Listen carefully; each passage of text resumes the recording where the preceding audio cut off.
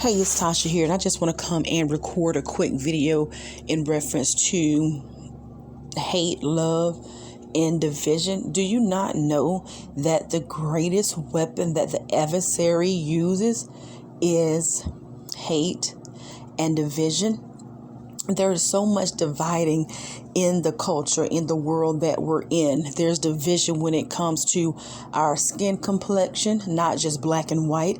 There's division with women when it comes, and even with men. There's division with women when it comes to a lighter complexion and a darker complexion. There's division when it comes to fat versus skinny. There's division when it comes to single versus marriage. There's division when it comes to educated versus uneducated. There is a division when it comes to a plethora of things. We can think of so much where it's divided. Even in the grocery stores, there's division when it comes to African American products to Caucasian products. I'm choosing my words here carefully when it comes to Caucasian products.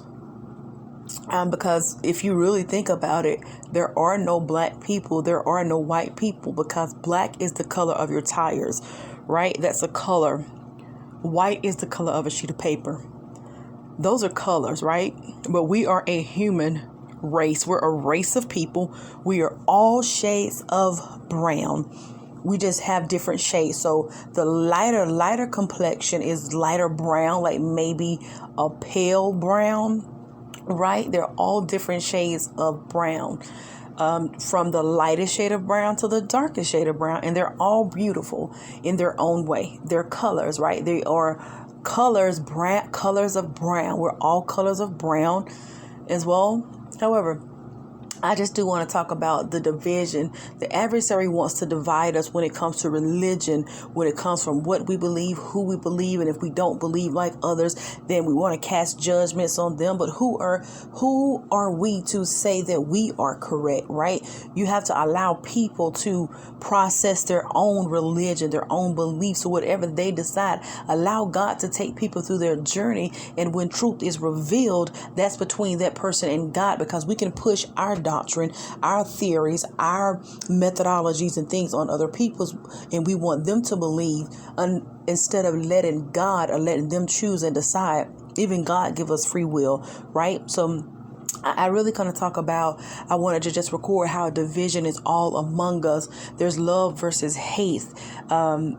Just so many things. Men compete with the type of women that they have. It's a great divide. There's a divide when it comes to women that wear hair weave, the women that don't wear hair weave. There's division when it comes to judgment, or division when it comes to the side of time that you live on, or what you drive, or there's so much thing. There's even division when it comes to how you sit, how some people are seated in congregations, how some people click up and group up. There's division just about everywhere we go. So I do believe that when we begin to process the hurt, the shame, the hidden things, the rejection, the abandonment, the entitlement, the false obligations, the high expectations, all these things, when we begin to deal with our inner man, our stuff, we will begin to love people better. I do believe that all of the crime that we are experiencing, all of the things that we go through, whether if it's on the job, in the church, in your home, in relationships, in politics, in government, doesn't matter which level, all of these things are a result of hatred somewhere in a person, or undealt with traumas, or undealt with situations we've never talked about, right?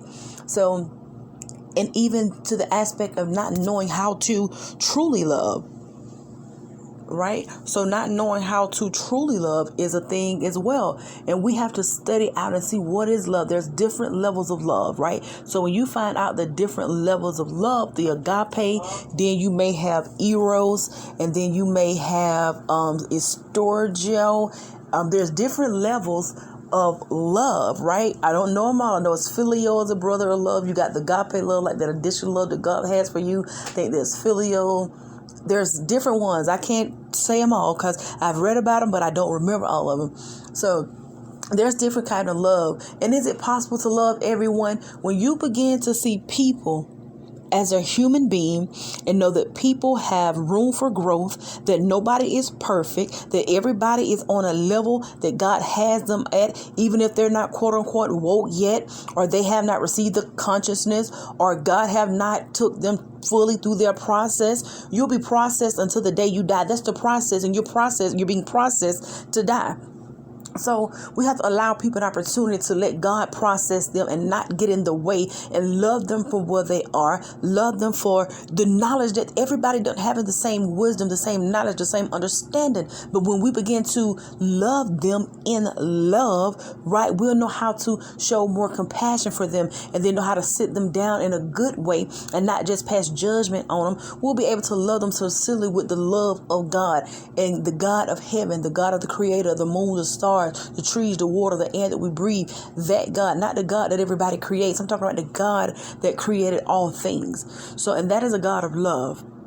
So I just wanted to come and say, when we begin to drive out of hate, when we drive hate out of our hearts, out of our mind, out of our bodies, in all the areas that we're working in, it's a process. We all have dealt with something that we hate. It may not be a person. It could be a thing. It could be a situation, or whatever it may be, right? If we begin to take the negativity from hate, and if we begin to put love on it and a positive spin on it, and redefine our perspective of different things, the world will be a better place. Now, we don't know how long that'll take. Will forever, because there's so much go on in the world.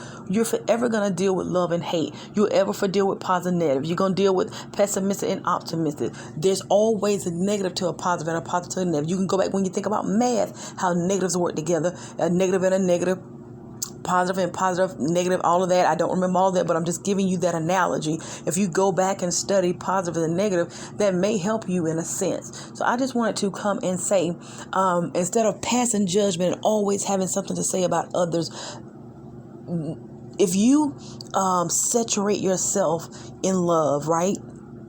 I am a work in progress in this area as well, but I begin to notice that the more you walk in love, right, and peace, you have better relationships, right? Peace within yourself first, because if you're not in peace within yourself, it's going to be hard to be at peace with your fellow man. So I just wanted to encourage you to say, no matter what, don't allow division to keep hate within you, where you can't love other people unconditionally. Be blessed.